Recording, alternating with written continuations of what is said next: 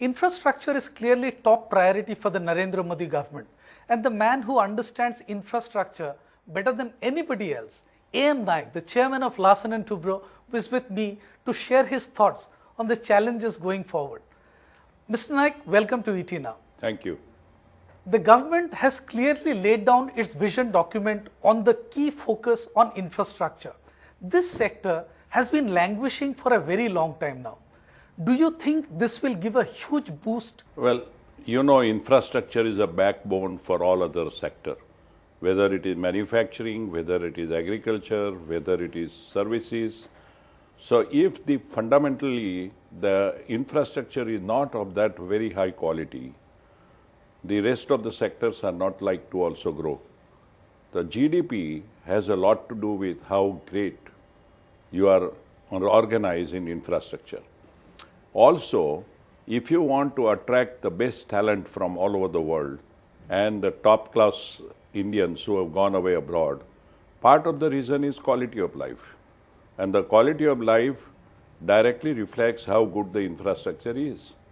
So infrastructure affects the multi-dimensionally the economic growth of the country. So obviously it is supposedly the right focus that any government should take. In fact, rail, road, power, the list is endless. Where does the government start? I think the highways and the rails to begin with, because transportation sector has to be considerably enlarged and decongested. You see, when you look at urban infrastructure, look at Bombay, look at Bangalore, they are bursting. People's quality of life is so poor that they even travel in the trains with a danger to their life. Now, if you decongest that little bit with the infrastructure development, like this metro now, of the urban infra, you can see it will give a great fill-up to service sector in the metros and manufacturing sector in the big towns, I mean number 2 category towns. So obviously, I would give a highest priority to begin with in the transportation sector, and second is to power. If I turn to the fact that many large projects have been held up because of environmental issues, because of land acquisition problems, going forward, how do we balance the two? Because we cannot have growth and sacrifice environment. Well, you need a balancing between the two. We went to the other extreme, and in the bargain, almost all the project got held up, either due to the land issue or due to the coal issue, if it is a power plant, or it is the other related issue. Environment has blocked hundreds and hundreds of projects. Now, I don't say therefore you should sacrifice the quality of environment and clear any project in the bargain of growth. But I think you need balancing, and I think that is being done now, as I can see from the first sign that some of the projects have been cleared. And as long as you are conscious of your environment and at the same time, you know that the growth is the only way you can improve the quality of life and the GDP improvement, and therefore you also have a responsibility to feed 1.2 billion people. I mean, now there is no such parallel in the world where you have 1.2 billion with all possible constraints and their standard of living doesn't go up. So if you see from totality, while not sacrificing the environment, you need to move on with the projects which are held up. Absolutely, the two needs to go hand in hand. But one thing I would want to ask you, as far as the new land acquisition laws are concerned, do you think it's time to take a relook, because industry has not been very comfortable with such stringent laws? I think it is not just the industry. Please tell me which projects are getting cleared which are for public good. Mumbai airport has been lingering for more than a decade, right? If tomorrow you want to build the highways, lots and lots of problem of land acquisition on the way. Now, you look at United States. If any projects are for national good, and they're classified as national project, public good, like highways and so on, nobody can stop the right of way. No one. If you look at the Prime Minister, In Gujarat, many transportation and infra project got cleared because anyone who had just to block it had put small temple or something else. They were all removed and transplanted. 1,900 of them. And all project moved.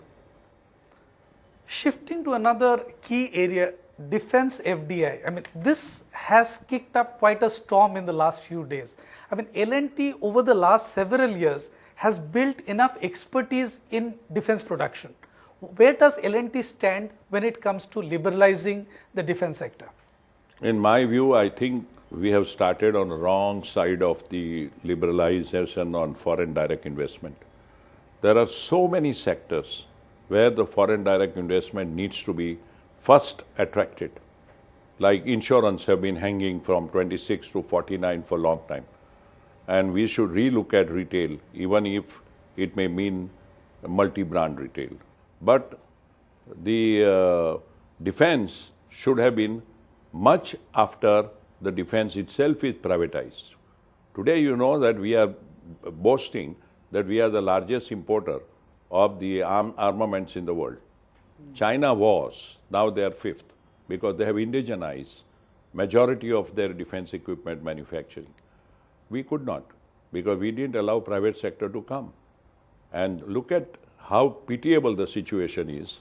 With the second largest technical workforce, we today have to rely almost entirely on the import of sophisticated arms. We should have become by now a net exporting nation.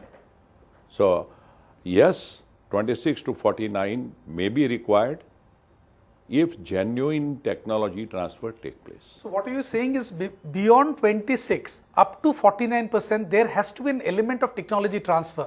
Only then that higher stake should be allowed, and beyond 49 is a strict no-no. No.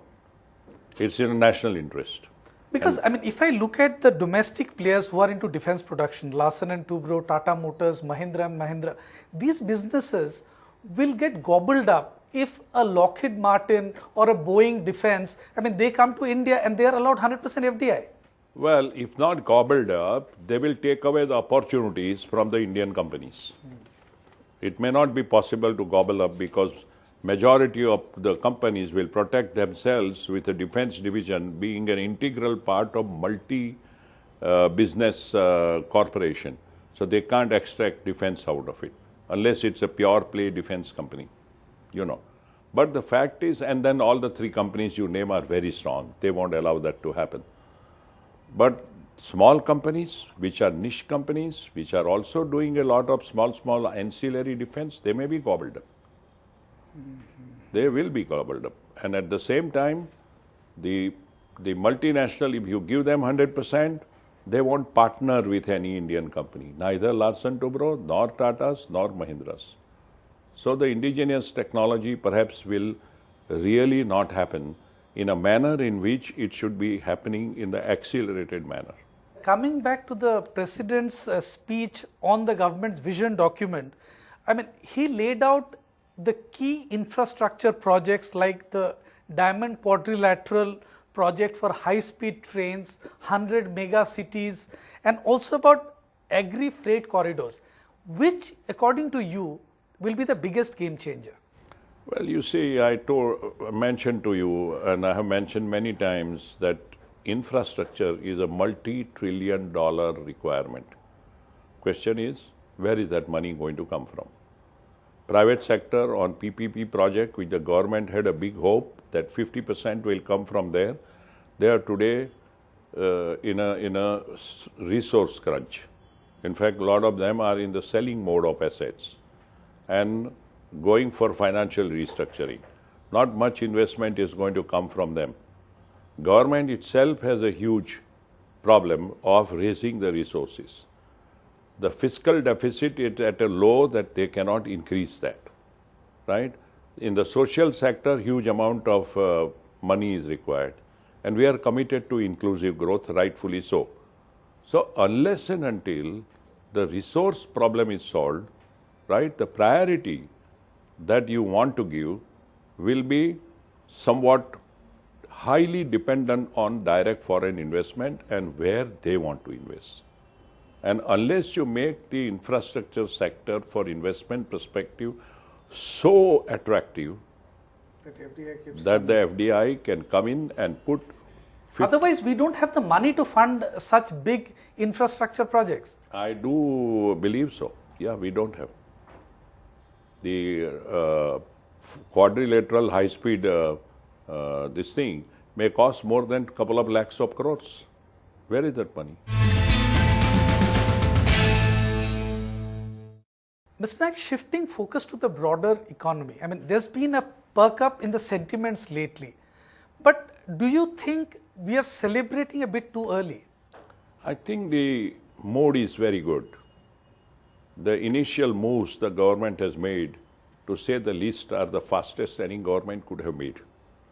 Whether it is foreign policy, in terms of how the relationship should be improved with the neighbors, or for that matter, on all the high priority actions which we have to take to accelerate our GDP on an inclusive growth basis. So I think initial mood for foreign direct investment and the business community, as also mood of a common man on the street, is very good. However, as I mentioned earlier, I wonder whether all these sentiments will translate into sustainable level will depend a lot on how government is able to muster resources to carry on with their intents. Because the way the stock markets are reacting ever since there's been a change of guard at the center, I mean, one seems to get worried that maybe we are celebrating a little too much too early. I wouldn't say we are celebrating. I think people are reacting to the positive, at least, mood in the government and the movements of action and the desire that they have expressed, which itself is a huge change. Now, the point is how this becomes sustainable, as I mentioned, will depend on many things put together for its sustainable growth. Because we have seen a lot of policy paralysis happening in the last few years. I mean, when Narendra Modi tells his bureaucrats, you work fearlessly, I'll protect you, that makes a big difference? I think it makes a big difference. I have seen him in Gujarat empowering the bureaucrats with a one obvious understanding all of them have, that we have to progress. And no one should come in the way of progress unless it is absolutely essential from the environment angle or otherwise. So I think the same thing he's telling what he had a Gujarat experience, he's doing it at the all India level in the center. And I can see now, I went to Delhi, already the morale of the bureaucrat was somewhat higher. They were more positive than what they were earlier on the same subject and the same issues which I had talked earlier versus now. Inflation has been one of the biggest challenges for us. And we all know that supply bottlenecks also has a very important role to play when it comes to price rise. So where does one start? Well, the entire supply chain management has to be strengthened. When I earlier told about the railways development and the transportation sector and the highways, I said it will also create a much improved supply chain to reach out the agriculture products to the consumer. You see, you take food storage. It has been in such a precarious condition that almost 10-15% of the food grains go waste, right? It's 1.2 billion people country where almost 30% of the people do not get 2 times food. Can we afford to waste 10 to 15% of the food grains, which is almost 30 million tons? Let's turn to the capital goods sector. I mean, we've seen the sentiments perking up in recent times. By when can we see that getting reflected in the numbers for the capital goods industry as a whole? Well, you yourself mentioned whether we are reacting too early. I think people are waiting to see the real action on the ground, although the mood is very, very upbeat, right? Also, everyone is worried about where to get resources from, at least certainly private sector. And government sector also has to be concerned about it, which I would continue to say is a very one single big factor. And at the same time to contain inflation. So I think by the time I see them happening on the ground is possibly another 3 to 4 months. Majority of the power plants which are stuck due to either small land not being available or environment clearance not being available or the coal not being available, if you sort that out, more than 1.5 lakh crores worth of power plant will move. Similarly, there are more than 80 to 90 highways which are stuck halfway due to the fact that right of way did not allow them to start for 2 year or 3 year. Costs went up so high due to bitumen price and aluminum price, oil price and so on, right? So most people want to give up the projects rather than do the project. Now all of that will have to be reformed and changed. And if you do that, then many projects you will see which are stuck like this, low-hanging fruits, if you move, that itself can be visible from, I would say, between October and December. As far as the manufacturing sector per se is concerned, we need a time-bound plan because this is one sector which has been down in the dumps for a very long time. Well, I think you said it right. India has the lowest percentage in its GDP of manufacturing, while we should have had the highest to feed our people. We have 17% of GDP in manufacturing, which has only come down over the years, rather than having gone up to 30-32% at least. China manufacturing is 45%, Malaysia is 40%, Indonesia is 46%, and we are at 17%. We are the lowest. Yes, and I would say partly our policy have not been very fruitful. We signed many free trade agreements, and which were one-sided. I was a chairman of Indo-Malaysia CEO Forum. I raised many issues about we giving up lots of opportunities to then Malaysia, but Malaysia did not change its even one policy on Bhumi. That means 60% ownership has to be the local. A company like L&T acquired 100% company in Malaysia, local. Did not change even a single man, except the owner who sold it to us. And we lost the Bhumi status because we were owning 100%. Now, with the result, and many projects they will put on website not available for the companies outside Malaysia to bid. But on the other hand, they bidded so many projects in ONCC and took it away worth couple of billion. Now this one-sided several agreements which have been signed need to be relooked at if you want to protect Indian industry. And I am not the one who are protectionism, but at least there has to be a fair play. Turning to Larsen & Toubro, I mean Q4 numbers have been very strong. And what has excited investors is the spike in margins. I mean, do you think that is sustainable given that commodity prices have been a little benign lately?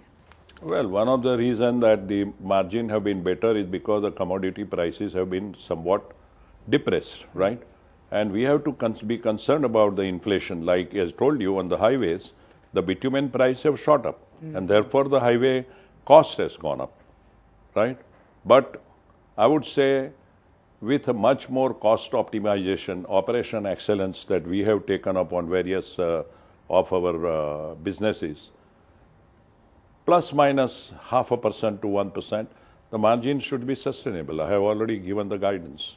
And in fact, as far as FY15 is concerned, the 15% growth in revenue and 20% growth in order inflows, does it also take into account an upsurge in the domestic demand? I think I have taken it for only the last quarter because I think things will begin to move up only from October, November. So the real impact of this will happen for the whole year only in 15-16. So to the extent that maybe 3 to 4 months impact will come has been factored. And turning to IDPL, because that is one sector which is closely linked to the infrastructure sector. I mean, you have sold your stake in Dhamra port recently. I mean, more monetization is expected in the next few months? I think it will, because we have now decided on IDPL directly to bring investment. And that is at advanced stage, and hopefully will close out by end of June. And that will bring a couple of thousand crores for investment into current projects, so that L&T doesn't have to invest. And so that dilution of about 25% will happen. We have also taken initiative to list 6 road projects in Singapore Trust. If that happens, that will bring in quite a bit of money. So yes, we want to make the company somewhat asset light and self-sustaining in its own funding of projects by churning our assets and doing more projects with a much higher return. Coming to the budget, I mean, Modi Sarkar's budget is round the corner. Next month, we'll get to see the budget. I mean, what are your realistic expectations from Arun Jaitley? Well, you see, I'm not a very so much budget-centric person who gives his views because it is a short-term, one-year basis. And the likes of infrastructure and capital goods industry from where I come, you need a long-term policy. And budget may try to balance out or with 3-4% fiscal deficit and will take several measures to contain. It's not easy to contain inflation at the same time, have a growth and so on. Some balancing act may be done. And lots of freebies have been given away. I don't know how they are going to be funded. Loan waiver recently in Andhra Pradesh, how that is going to be funded. So I am not one of those. Resource is the biggest challenge for this government. And I am not one of those who look at for capital goods and infrastructure on a yearly budget.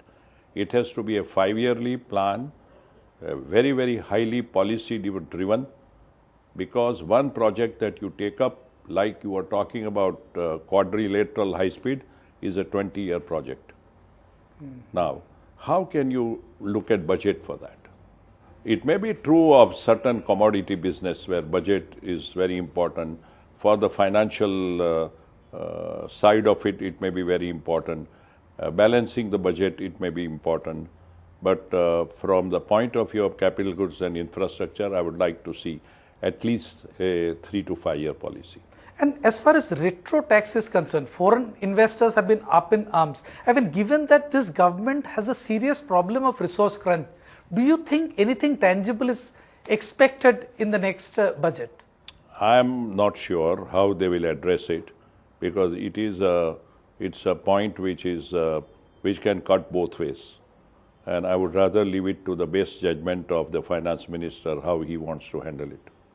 On that note, thank you very much. Thanks a lot, Mr. Naik, for joining us on this big interview.